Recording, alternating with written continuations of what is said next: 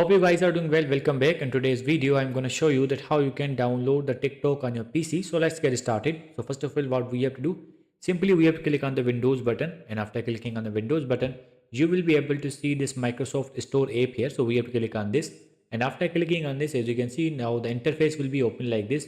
Now we just have to click on the search bar, and then we have to search for the TikTok here, and after that we have to press the enter. As you can see, I'm going to press the enter here. And after pressing enter, as you can see, now the TikTok app is provided here. We just have to click on this. And after clicking on this, as you can see, if you want to review these things, you can also do that. If you want to download it, simply you have to click on the gate. And after clicking on the gate, it will take few seconds in installing. And after that, you will be able to use this. So in this way, you can download your TikTok app on your PC. I hope you guys understand this video, that how you can do that. So see you in the next video.